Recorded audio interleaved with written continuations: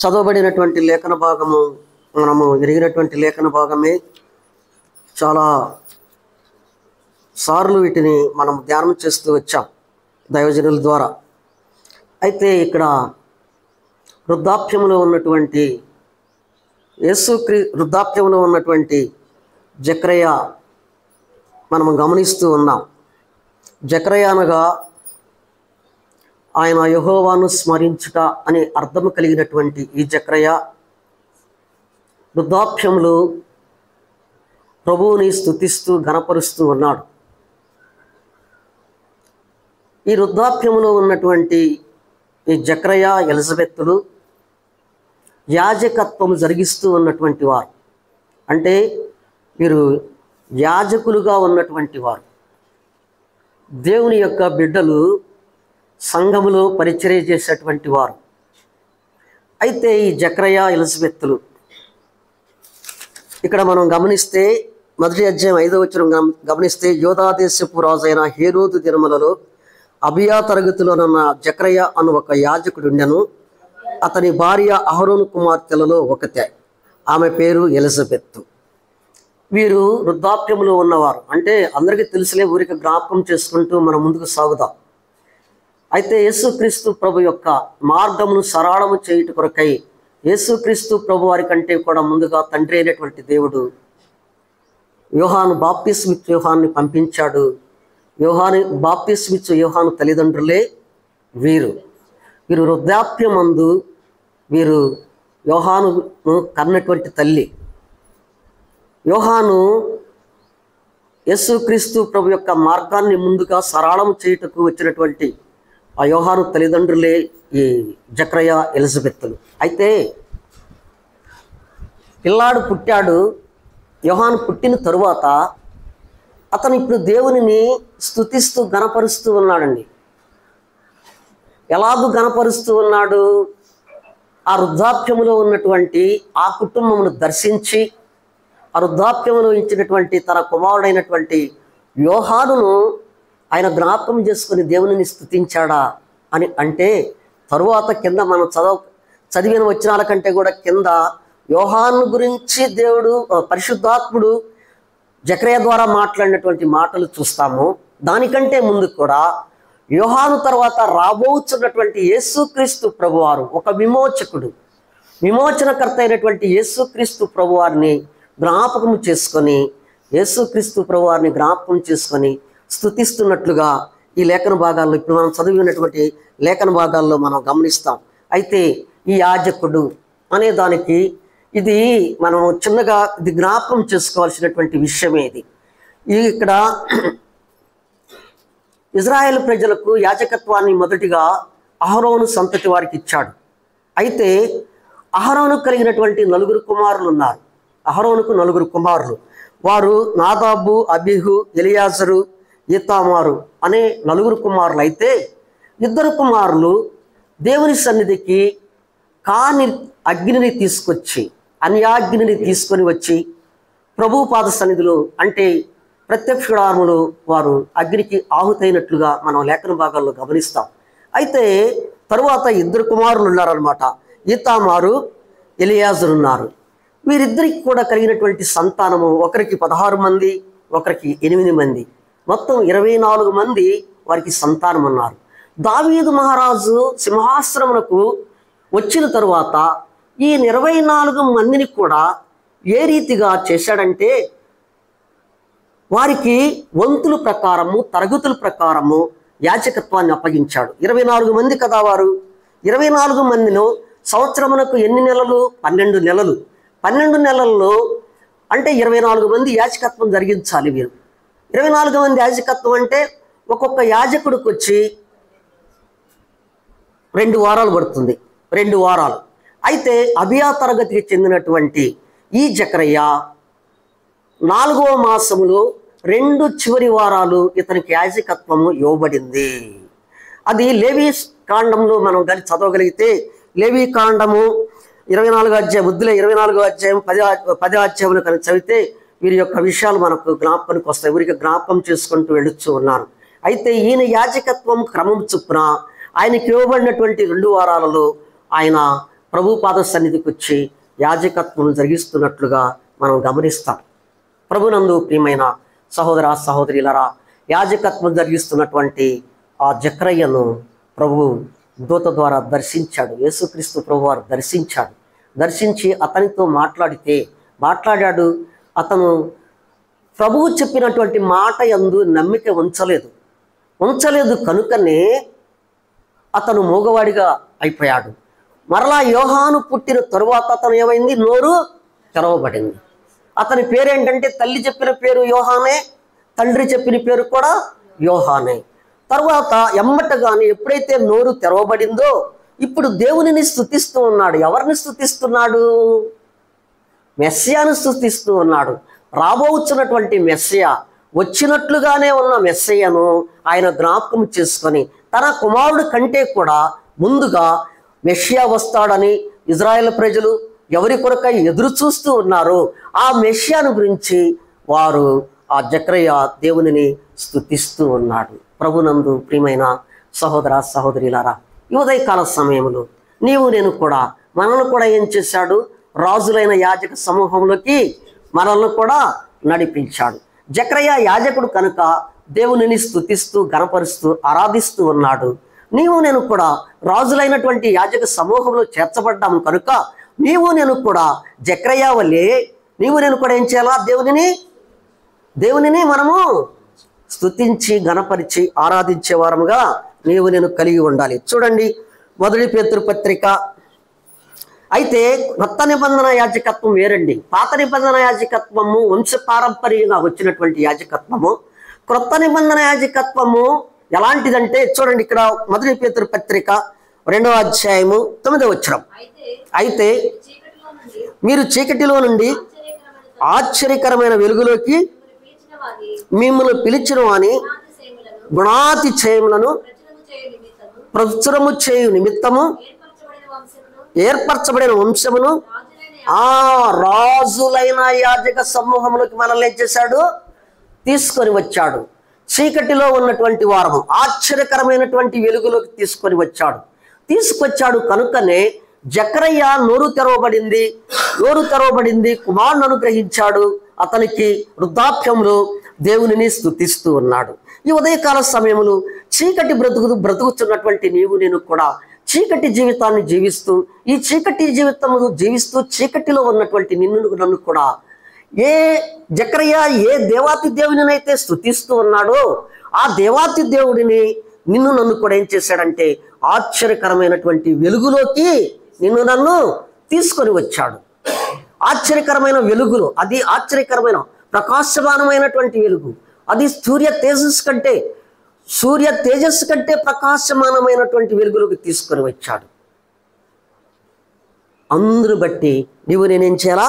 ఆయనని మహింపరిచేవారముగా ఉండాలి. అందుకని ఎఫెసీ పత్రిక 5వ అధ్యాయము 8వ వచనములో అంటాడు, పూర్వం మనము చీకటిలో చీకటే ఉంటిమి అని చెప్తూ ఉన్నాడు. చూడండి, 175వ పేజీ, కృత నిబంధన 175వ పేజీలో పూర్వం ముందు ఇప్పుడైతే ప్రభువునందు పూర్వం మనం ఏంటది? ఇప్పుడు వెలుగు సంబంధం అయిపోయాం కదా.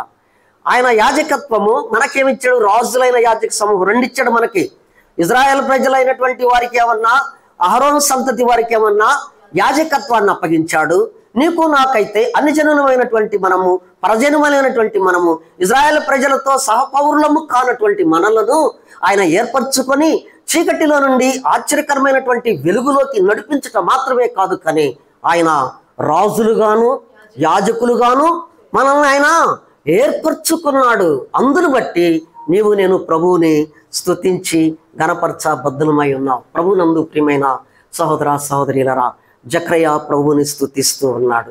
ఈ ఉదయకాల సమయంలో రాజులైన యాజక సమూహముగా చేర్చబడి పడినటువంటి నేను కూడా సహజలపడి ప్రభు నీ ఎడలా నా ఎడలా చీకటిలో బ్రతుకుతున్నటువంటి మనలను వెలుగు సంబంధులుగా చేసినటువంటి ఆ ప్రభువును నేను స్తుతించ బద్ధులమై ఉన్నాము.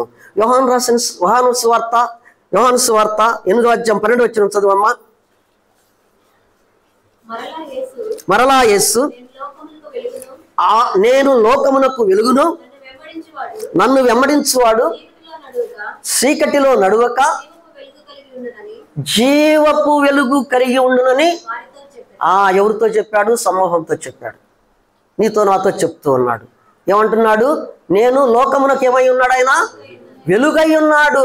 ఆయన వెలుగు, ఆయన వెలుగు, ఆయన వెలుగై ఉన్నాడు. కనుక చీకటిలో నుండి మనల్ని ఏం చేశాడంటే జీవపు వెలుగులోకి తీసుకొని వచ్చాడు. మనల్ని జీవపు వెలుగులోకి నిన్ను నన్ను తీసుకొని వచ్చాడు. అందుని బట్టి ప్రభువుని మనము ఆరాధించవలసినటువంటి వారమై ఉన్నాం. చూడండి, ప్రభునందు ప్రియమైన సహోదర సహోదరులారా, ఆశ్చర్యకరమైనటువంటి వెలుగులోకి తీసుకొచ్చినటువంటి ఆ దేవుని మనం ఎంతైనా స్తుతించబద్దులమై ఉన్నాము. 70 లూకాసు వార్త 1వ అధ్యాయం 75 వచనం చదువు. తన ప్రజలను దర్శనమిచ్చుటకు, తన ప్రజలకు దర్శనమిచ్చి ఏమని చేశాడంట? విమోచన, విమోచన కలుగు చేశాడు. ఎవరు కలుగు చేశాడు? ఎవరు కలుగు చేశాడు? యేసుక్రీస్తు ప్రభువారు నీకు నాకు తన ప్రజలను దర్శించాడు. దర్శించాడు అంటే దర్శించడం అంటే పాస్టర్ గారు నా కుటుంబాన్ని దర్శించాడండి అంటాం కదా మనం. కుటుంబాలను దర్శించడానికి వస్తామని వాళ్ళు అంటారు. మనం ఏమంటామంటే మీరు మా కుటుంబాన్ని వచ్చి దర్శించండి అని చెప్తాం కదా. దేవుడు కూడా నిన్ను నన్ను దర్శించాడు, నిన్ను నన్ను కలుసుకున్నాడు, నిన్ను నన్ను హత్తుకున్నాడు. ఆ హత్తుకున్నటువంటి దేవుడు ఏమంటున్నాడు? నిన్ను విమోచించావు. విమోచన అంటే విడుదల కలుగు చేయుట, క్రయము కట్టి విడిపించుట. అంటే విడుదల అంటే మనం ఏమన్నాము? అప్పుడు ఏమయ్యాము? మనము ఏమయ్యాము? బంధించబడి ఉన్నాము. బంధించబడి ఉన్నాము కనుకనే మనకు విమోచన కలుగు. తన ప్రజలకు దర్శనమిచ్చి వారికి విమోచన కలుగు చేశాడని జకరయ్య తను స్తుతిస్తూ దేవుని ప్రజలను, ఇజ్రాయేల్ ప్రజలను, బందీలుగా ఉన్నటువంటి వారు ఏ బందీలు? ప్రభునందు ప్రియమైన సహోదర సహోదరులారా, ఐగుప్తులో బందీలై ఉన్నారు. దేవుడు వారిని దర్శించాడు. దర్శించి మోషే ద్వారా వారికి విమోచన కలుగు చేశాడు. ఇక్కడ మోషే అయినటువంటి యేసుక్రీస్తు ప్రభు ద్వారా నిన్ను నన్ను కూడా విమోచించబడ్డావు, నీవు నేను కూడా. అలాగే వారు శత్రువుల చేతిలో బందీలు అయిపోయారు, బబులోనుకు చెరగా తీసుకొని వెళ్ళిపోయారు. వారు ఇంకా అనేక సంవత్సరాలు వారు బందీలుగా ఉన్నారు. వారు చేసినటువంటి అవిధేయత వలన వారు బందీలుగా ఉన్నప్పుడు, చెరకు వెళ్ళినప్పుడు చెరలో నుండి వారికి విడుదల కలిగించినటువంటి వాడు. అయితే వారినైతే నోటి మాట ద్వారా విడుదల కలుగు చేశాడు. కానీ నీ కొరకై నా కొరకైతే మాత్రం ఆ ప్రభువారు తన ప్రజలను దర్శనమిచ్చి వారికి విమోచన కలుగు చేసేవాడు అంటున్నాడు. నిన్ను నన్ను దర్శించాడు. దర్శించినటువంటి ఆ ప్రభువు నీ కొరకై నా కొరకైతే ప్రాణమే పెట్టాడు. ఏం పెట్టాడు? ప్రాణమే పెట్టాడు. అంత మాత్రమే కాదు కండి, ఆయన ఆకాశానికి భూమికి మధ్యలో వేలాడబడ్డాడు. వేలాడబడినటువంటి ప్రభు ఆయన పరిశుద్ధుడు, నిష్కల్మషుడు, పాపులలో చెరక ప్రత్యేకంగా ఉన్నటువంటి ఆ కుమారుడు నీ కొరకై నా కొరకై ఆ పరిశుద్ధమైనటువంటి రక్తాన్ని చిందించాడు. పరిశుద్ధమైనటువంటి రక్తాన్ని చిందించడం మాత్రమే కాదు, తన ప్రాణాన్ని పెట్టాడు. ప్రాణాన్ని పెట్టడం మాత్రమే కాదు, ఆయన చనిపోయాడు, సమాధి చేయబడ్డాడు. 3వ దినాన మృత్యుంజయుడు లేచడం ద్వారా మన బంధకాలలో ఉన్నటువంటి మనకు కట్టులు విప్పబడ్డాయి. ఏమయ్యాయి? ఆయన చనిపోతే మన కట్లు విప్పాయి కాదు, ఆయన మృత్యుంజయుడు లేచడం ద్వారా మాత్రమే నీకు నాకేం జరిగిందంటే విమోచన కలిగింది. బంధకాలలో ఉన్నటువంటి మనము కట్లు చేత విప్పబడ్డాం. అయితే దేని నుండి మనము విమోచించబడ్డాం అని 4-5 విషయాలు చూసేసి మనం ఆరాధనలోకి వెళ్ళిపోదాం. చూడండి, కీర్తన గ్రంథము, ఫస్ట్ కీర్తన గ్రంథం అమ్మ, కీర్తన 49:7 వచనం 9వ వచనం చదువమ్మ కొద్దిగా. కీర్తన 49:7-9.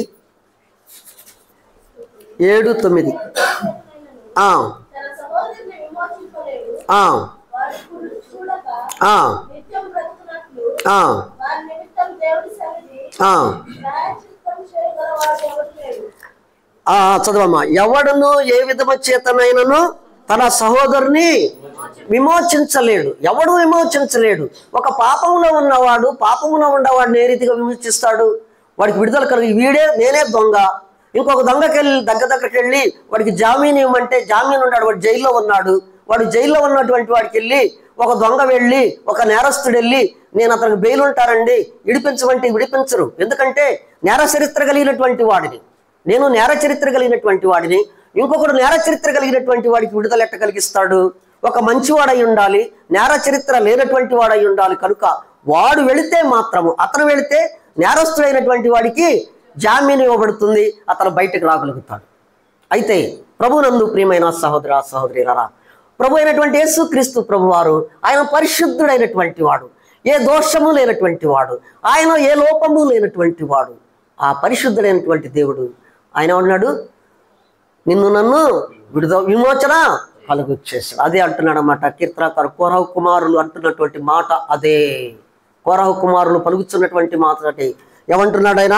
ఎవడను ఏ విధము చేతనైనను తన సహోదరుని విమోచించలేడు. ఎవడు విమోచించలేడు. ఆ కార్యము చేయగలిగినటువంటి వాడు ఒక్కడే, ఆయనే ప్రభు అయినటువంటి యేసుక్రీస్తు ప్రభువారు. ప్రభునందు ప్రియమైన సహోదర సహోదరులారా, చూసారా, ఒక మనుషుని ద్వారా పాపం ద్వారా మరణం ఈ లోకములోకి ఏ రీతిగా ప్రవేశించిందో, ఆ పాపము నుండి నీకు నాకు విడుదల కలిగించాలంటే యేసుక్రీస్తు ప్రభువారు ఆ కల్వరిలో చేయవలసినటువంటి ఆ పుణ్య కార్యము ద్వారానే మనం విమోచించబడినటువంటి వారము అయ్యాం. అందును బట్టి ప్రభువుని మనం స్తుతించే వారముగా ఉండాలి. అందుకనే మార్కు సువార్తలో ప్రజలను ఉద్దేశించి ఒక మాట మాట్లాడతాడు యేసుక్రీస్తు ప్రభువారు. 10వ అధ్యాయం, మార్కు సువార్త 10వ అధ్యాయం 45వ వచనం. మనుష్య కుమారుడు పరిచారము చేయించుకుంటకు రాలేదు, కానీ పరిచారము చేయుటకును అనేకులకు ప్రతిగా విమోచన క్రయధనముగా ప్రాణము ఇచ్చుటకు వచ్చాడు. ఆయన ఎందుకు వచ్చాడు? విమోచన క్రయధనముగా తన ప్రాణాన్ని ఇచ్చుటకు వచ్చాడు. ప్రభునందు ప్రియమైన సహోదర సహోదరులారా, ఆయన పరిచారం చేయించుకున్నటకు రాలేదు, కానీ పరిచర్య చేయుటకు మాత్రమే ఆయన వచ్చాడు. ఆయన ప్రభునందు ప్రియమైన సహోదర సహోదరులారా, అందుకని అంటాడు 1 తిమోతి పత్రిక 2వ అధ్యాయము 5వ వచనం 6వ వచనం చదువమ్మా. ఆయన దేవుడై ఉండి, చదువమ్మా 1 తిమోతి పత్రిక 2వ అధ్యాయం 5, 6 వచనాలు. 1 తిమోతి 2, 5, 6 వచనం. దేవుడొక్కడే, దేవునికిని నరులకును మధ్యవర్తియు ఒక్కడే, క్రీస్తు యేసును నరుడు. ఈయన అందరి కొరకు విమోచన క్రయధనముగా తనకు తానే సమర్పించుకో. దేవుడొక్కడే, నరులకును మధ్యవర్తియు ఒక్కడే, ఆయన క్రీస్తు యేసును నరుడు. మానవుడిగా అవతరించాడు, మానవుడిగానే చనిపోయాడు. దేవాతి దేవునిగా మృత్యుంజయ లేచినటువంటి వాడు మానవుడిగా అవతరించాడు, మానవ శరీరాన్ని ధరించుకున్నాడు, పాప శరీరాకారాన్ని ధరించుకొని పాపముల చేత అపరాధముల చేత చచ్చినటువంటి నీ వద్దకు నా వద్దకు వచ్చాడు, మానవుడిగా వచ్చాడు, మానవునిగానే ఆయన చనిపోయాడు. చనిపోయినటువంటి ఆ యేసుక్రీస్తు ప్రభువారు ఏం చేశాడంటే దేవాతి దేవునిగా ఆయన మృత్యుంజయుడుగా లెగుచ్చాడు. ఆ లెగుచ్చుట వలన నీకు నాకు విమోచన కలిగింది. అదే అంటాడనమాట తిమోతి, యవనస్తుడైనటువంటి తిమోతితో అపోస్తుడైనటువంటి పౌలు చెప్తున్నటువంటి మాట అదే. మానవుడిగా అవతరించాడు, ఆయన మధ్యవర్తి అయి ఉన్నాడు, ఆయన యేసుక్రీస్తు నరుడుగా మానవుడుగా చనిపోయాడు, దేవునిగా ఆయన మృత్యుంజయుడై లేచినటువంటి వాడు. అందుని బట్టి ప్రభువుని నీవు నేను స్తుతించి ఘనపరిచే వారముగా ఉండాలి. ఇక్కడ గమనిస్తే దేవుని విమోచించాడు అనే సంగతి కానీ మనం ఆలోచన చేస్తే చూడండి, ఎఫెసీ పత్రిక 1వ అధ్యాయం 7వ వచనంలో 173వ పేజీలో ఉంటుంది. ఎఫెసీ పత్రిక 1వ అధ్యాయం 7వ వచనం. ఆయన రక్తము ద్వారా దేవుని కృపా మహదైశ్వర్యమును బట్టి ఆ ప్రీని యందు ఆయన రక్తము వలన మనకు మొదటిది. అందుకని అంటాడు అనమాట ఇర్మియా, విలాప ప్రవక్త అయినటువంటి ఇర్మియా, కన్నీటి ప్రవక్త అయినటువంటి ఇర్మియా తన ప్రజలకు దేవుడిచ్చినటువంటి వాక్కును తెలియపరచుట కొరకై స్వార్థను ప్రకటిస్తున్నప్పుడు ఒక మాట అంటాడు చూడండి. ఇర్మియా 31:11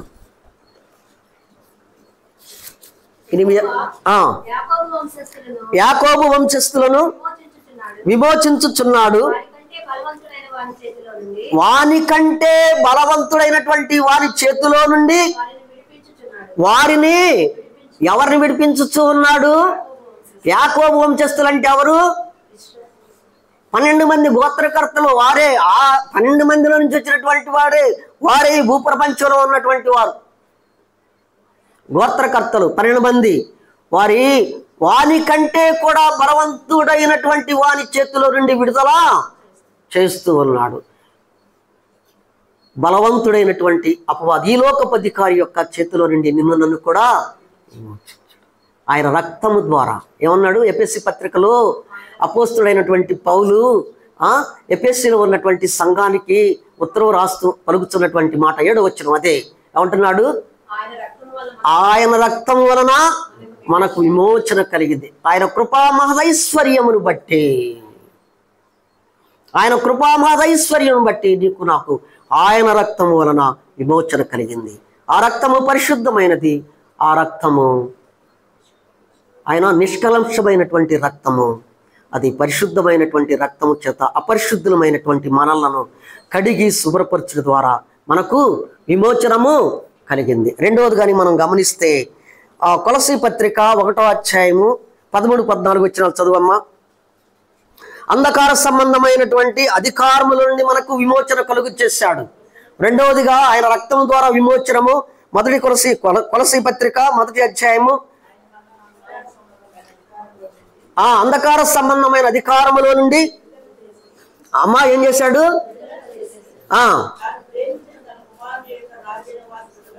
తాను ప్రేమించిన కుమారుని యొక్క రాజ్య నివాసులుగా చేశాడు. ఆయన అంధకార సంబంధమైనటువంటి అధికారం నుండి, ఏ అధికారంలో ఉండవు మనం? అంధకారానికి ఎవరు అధిపతి? అపవాది, దుష్టుడు. అంధకార సంబంధమైనటువంటి అధిపతి, అంధకారములో ఉన్నటువంటి మనము, చీకటిలో ఉన్నటువంటి మనము, చీకటి పాపమునకు సాదృశ్యము. పాపములో ఉన్నటువంటి మనల్ని అంధకార సంబంధమైనటువంటి కారము నుండి విమోచించి తన కుమారుని యొక్క రాజ్య నివాసులుగా మనల్ని ఏర్పరచుకున్నాడు. కొలసీలో ఉన్నటువంటి సంఘానికి తెలియపరుస్తూ ఉన్నాడు. ఒకసారి జ్ఞాపకం చేస్తూ ఉన్నాడు అపోస్తులైనటువంటి పౌలు. పూర్వ పరిస్థితి ఏంటో తెలుసా? పూర్వ పరిస్థితి మీరు అంధకార సంబంధమైనటువంటి మనుషులు. మనం ఎవరమయ్యా? అంధకారములో బ్రగ్గుచున్నటువంటి వారము, అంధకారములో ఉన్నటువంటి వారము, అంధకారములో జీవిస్తూ సంచరిస్తూ ఉన్నటువంటి మనలను అంధకారములో నుండి మనకు విమోచన కలుగజేసి మనల్ని ఏం చేశాడు? ఆయన తన కుమారుని యొక్క రాజ్య నివాసులుగా చేశాడు. ఆయన అది మీరు జ్ఞాపకం చేసుకోండి అని కొలసీలో ఉన్నటువంటి సంఘానికి తెలియపరుస్తూ ఉన్నాడు. అందును బట్టి మనం ప్రభువుని ఆరాధించాలి. మొదటిగా ఆయన రక్తం చేత మనం విమోచించబడ్డాం. రెండవది ఆయన అంధకార సంబంధంలో నుండి మనల్ని విమోచించి రాజ్య నివాసులుగా చేశాడు. అందుని బట్టి ప్రభువుని మనము స్తుతించి గణపరిచి ఆరాధించబద్దులమై ఉన్నాం. మూడవదిగా మనం చూస్తే కీర్తన 49:15 వచనం చదువమ్మా. పాతాళ బలము నుండి దేవుడు నన్ను చేర్చుకొనెను, పాతాళ బలములో నుండి ఆయన నా ప్రాణమును విమోచించను. సర్వజనులారా ఆలకించండి, సామాన్యులేమి సామంతులేమి, ధనికులేమి దరిద్రులేమి నా మాట చెవియొగ్గుడి అని కొరహ కుమారులు చెబుతున్నటువంటి మాట చెప్పుచు అంధకార ఏమంటున్నాడు? పాతాళ ఆయన నా ప్రాణమును విమోచించాడు. అది ఎంత భయంకరమైనటువంటి పాతాళము బలము కలిగినటువంటి దానిలో నుండి కొరహ కుమారులు కీర్తన రాస్తూ వారు అంటున్నారు, సమానులేమి దరిద్రులేమి సర్వలోక నివాసులారా ఇది ఆలకించండి. పాతాళ బలములో నుండి మనలను ఏం చేశాడు? ఆయన విమోచించాడు. దానిని బట్టి మీరు ప్రభువుని స్తుతించండి అయ్యా అంటున్నారు. ప్రభువుని స్తుతించి గణపరచండి. భయంకరమైనటువంటి బలము కలిగినటువంటి పాతాళములో ఇరుక్కున్నటువంటి మనలను, పాతాళములకు వెళ్ళవలసినటువంటి మనలను ఆ ప్రభు అయినటువంటి యేసుక్రీస్తు ప్రభు వారు ఏమంటున్నాడు? ముందు దేవుడు మనకు ఏమన్నాడమ్మా? దేవుడు ఏం చేర్చుకున్నాడు? ఎక్కడికి చేర్చుకున్నాడు? ఎక్కడి నుంచి చేర్చుకున్నాడు? పాతాళ బలములో నుండి దేవుడు కొరవ కుమారులను తీసుకొని వచ్చి తన వద్దకు చేర్చుకున్నాడు. అది సర్వలోక నివాసులారా, ధనికులారా, దరిద్రులారా, నా మాట ఆలకించండి చెప్పుచూ ఉన్నాడు. ప్రభునందు ప్రియమైన సహోదర సహోదరులారా, గమనించారా? పాతాళ బలములో నుండి, బలవంతుడైనటువంటి చేతిలో నుండి అతి బలవంతుడైనటువంటి దేవుడు, సర్వమును సృజించినటువంటి దేవుడు, భూమి ఆకాశాలను సృజించినటువంటి దేవుడు, ఆ దేవుడు నిన్ను నన్ను కూడా ఏం చేశాడు? పాతాళ బలములో నుండి విడుదల కలిగించి దేవుని సన్నిధిలో కూర్చోబెట్టాడు. అందును బట్టి మనము దేవునిని స్తుతించి ఆరాధించి ఘనపరచబద్దులమై ఉన్నాం. ఆయన రక్తం చేత విమోచించబడ్డాం. ఆయన అంధకార సంబంధ శక్తుల నుండి మనం విమోచించి రాజ్య నివాసులుగా చేశాడు. అందును బట్టి దేవునిని స్తుతించాలి. మూడవదిగా ఆయన పాతాళ బలములో నుండి నిన్ను నన్ను విడుదల కలిగించాడు, విమోచించాడు. అందును బట్టి నీవు నేను దేవునిని స్తుతించబద్దులమై ఉన్నాం. మొదటి పేతురు పత్రిక 1వ అధ్యాయము 18-19 వచనాలు.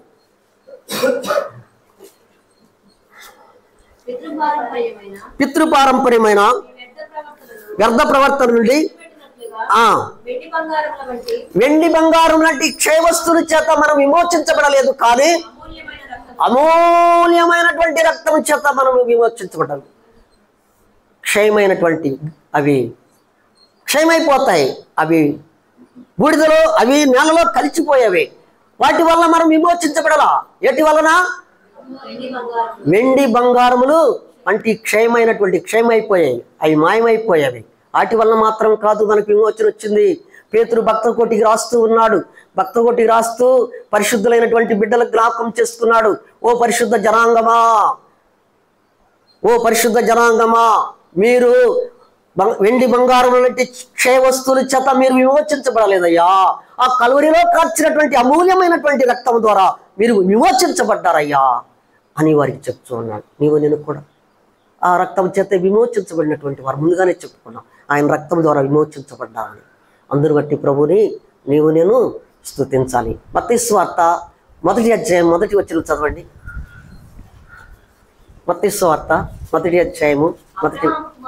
అబ్రహాము కుమారుడగు దావీదు కుమారుడైన యేసుక్రీస్తు వంశావళి అబ్రహాము ఇస్సాకును కనెను, యాకోబును కనెను. చాలమ్మా. తన సేవకుడైన దావీదు వంశం నుండి మన రక్షణకు శృంగము అనగా, నాకు అర్థం తెలియకపోతే అన్నే చెప్పాడు నాకు. శృంగం అంటే బూర. రక్షణ స్వార్థను ప్రకటించుట కొరకై ఆయన రక్షణ శృంగముగా ఏమేం చేశారు? క్రీస్తు మనకు అనుగ్రహించబడ్డాడు దావీదు వంశము నుండి. అక్కడ 1వ అధ్యాయంలో, మత్తయి సువార్త 1వ అధ్యాయంలో ఫలానా వ్యక్తిని కనెను, ఫలానా వ్యక్తిని అంత కంటమే ఇక్కడ. అయితే ఆది కాండము 5వ అధ్యాయంలో అది గమనిస్తే మనము ఇన్ని సంవత్సరాలు బ్రతికి మృతి పొందెను ఆదాము వంశావళి ఉంది అక్కడ. ఎక్కడ? ఆది కాండం 5వ అధ్యాయంలో ఆదాము వంశావళి ఉంది. ఇక్కడ యేసుక్రీస్తు వంశావళి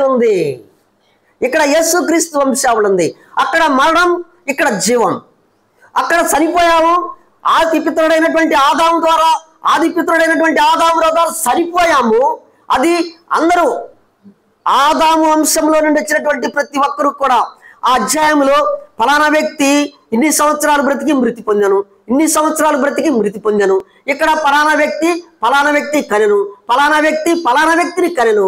ఇక్కడ కంఠము అంటే నూతన జన్మ, యేసుక్రీస్తు వంశావళిలో చేర్చబడినటువంటి వారం మనము.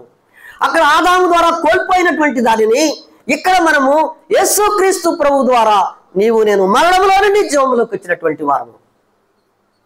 ప్రభునందు ప్రియమైన సహోదర సహోదరులారా, గమనించారా? ఎంత ఆశ్చర్యకరుడు దేవుడు! ఆశ్చర్యకరమైన కార్యాన్ని యేసుక్రీస్తు వంశావళి, ఆదాము వంశావళిలో ఉన్నటువంటి నీవు నేను కూడా, మృతి పొందినటువంటి నీవు నేను కూడా యేసుక్రీస్తు వంశావళిలో నీవు నేను చేర్చబడ్డావు. మరణంలో నుండి జీవంలోకి వచ్చాం. అందును బట్టి ప్రభుని స్తుతించి గణపరిచి ఆరాధించబద్ధులమై ఉన్నాం. ప్రభునందు ప్రియమైన సహోదర సహోదరులారా, గమనించారా? యూదాపత్రిక 23వ అధ్యాయం 23వ వచనం చదవండి. ఒక అధ్యాయం ఉంటుంది, దానిలో అగ్నిలో నుండి లాగినట్లు అమ్మా కొందరిని రక్షించుడి, శరీర సంబంధమైన అపవిత్ర ప్రవర్తనకు ఏమాత్రమును ఒప్పుకొనక. చాలు చాలమ్మా. అగ్నిలో నుండి ఏం చేశాడు? మనల్ని లాగివేశాడు. నిత్యాగ్ని. అగ్ని ఆరదు, పురుగు సావదు. మలమల కాలే అగ్నిగుండంలో నిత్యము మనము ఏడ్పులు పొళ్ళు కొరుకుటయే అక్కడ ఉన్నది. అలాంటి నిత్యాగ్నిలో నుండి ఆశ్చర్యకరముగా నిత్యాగ్నిలో నుండి నిన్ను ఏం చేశాడు? ఆయన తప్పించాడు. అందును బట్టి నువ్వు నేను దేవునిని స్తుతించబద్ధులమై ఉన్నావు. ప్రభువును చివరిగా ఒకటి చూసుకొని మనం ముగించుకున్నాం. ఏడవదిగా 2వ తిమోతి పత్రిక 4వ అధ్యాయం 18వ వచనం, 196వ పేజీ. ప్రభువు ప్రతి దుష్కార్యము నుండి తప్పించి పరలోక రాజ్యమునకు చేరునట్లు అమ్మా నన్ను ఎక్కడికి చేర్చడానికి? పరలోక రాజ్యాన్ని నుండి మనం పరలోక రాజ్యానికి చేరుటకు ప్రతి దుష్కార్యము, దుష్టత్వములో ఉన్నటువంటి వారము, దుష్కార్యము నుండి పరలోక రాజ్యములోకి మనల్ని చేర్చుడు కొరకై ప్రభువారు ఏం చేశాడు? రక్షించాడు మనల్ని. ఏం చేశాడు ఆయన? ఆయన రక్షణ శృంగము, ఆయన రక్షణకర్త, దేవాతి దేవుడైనటువంటి ప్రభువారు. అందుకనే జకర్యా దేవునిని స్తుతిస్తూ ఉన్నాడు అన్నమాట. ఎంతగా స్తుతిస్తున్నాడంటే తన కుమారుడైనటువంటి వృద్ధాప్యంలో ఉన్నటువంటి కుమారుని గురించి తర్వాత చెప్పాడు, కానీ ముందుగా రాబోతున్నటువంటి మెషియాను గురించి మాత్రమే చెప్పాడు ఇక్కడ మనం చదవబడినటువంటి లేఖన భాగం. అందుకనే అసలు ఎందుకు మనల్ని రక్షించుకున్నాడు? ఆయన విమోచించాడు మనల్ని, విమోచన కార్యం జరిగించాడు. ఆయన రక్తం ద్వారా అంధకార శక్తుల నుండి విడుదల కలిగించాడు, మనల్ని వ్యర్థమైనటువంటి ప్రవర్తన నుండి విడుదల కలిగించాడు. అనేక విషయాల్లో నిన్ను నన్ను చేసి పరలోక రాజ్యంలో కూర్చోండి. అసలు ఎందుకు రక్షించుకున్నాడు అని ఒకసారి గమనిస్తే హెబ్రీ పత్రిక 10వ అధ్యాయము 19-20 వచనాలు చదువమ్మా.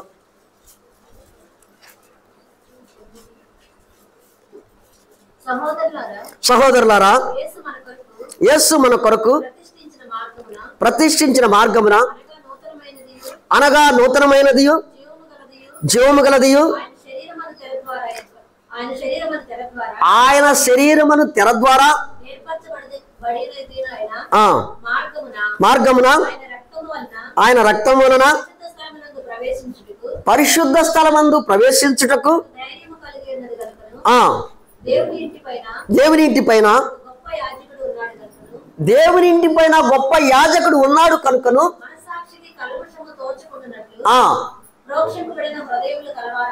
ప్రోక్షించబడిన హృదయముల కలవారమును నిర్మలమైనటువంటి ఉదకముతో స్నానము చేసిన శరీరమును కలవారముగా ఉండి విశ్వాస విషయములో సంపూర్ణమైనటువంటి నిశ్చయత కలిగి యథార్థమైన హృదయముతో ఎక్కడికి చేరటానికి? దేవుని సన్నిధానానికి చేరుటకు అక్కడ ఇచ్చాడు. ఏమన్నాడు?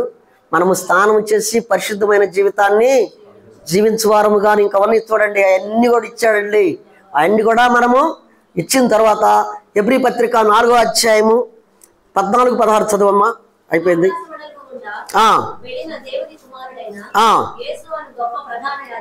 యేసు అను గొప్ప ప్రధాన యాజకుడు మనకు ఉన్నాడు కనుక మనం ఒప్పుకొనిన దానిని గట్టిగా చేపట్టుదము. మన ప్రధాన యాజకుడు మన బలహీనతల యందు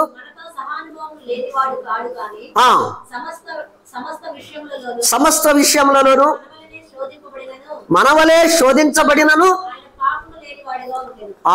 ఆయన పాపము లేనివాడుగా ఉన్నాడు కనుక ఆయన రక్తము చేత కడగబడినటువంటి నీవు నేను కూడా అంధకార శక్తి నుండి మనకు విమోచించాడు కనుక ఆయన ఏమన్నాడు? ఆయన ఏమంటున్నాడు? చదువు ఇంకోసారి అది చివరిలో 4 మనము కనికరింపబడి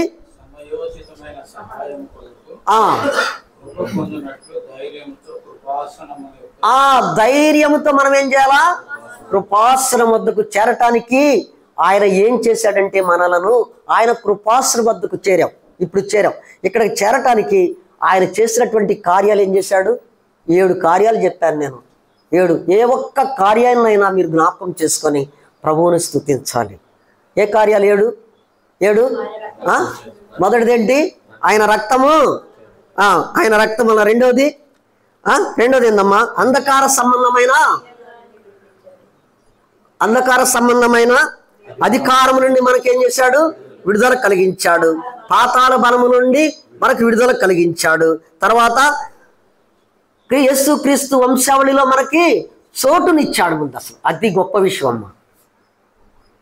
ఆదాము ద్వారా మనము చనిపోయినటువంటి వారము, యేసు క్రీస్తు ద్వారా మనము నిత్య జీవములోకి వచ్చినటువంటి వారసులు అయిపోయాం.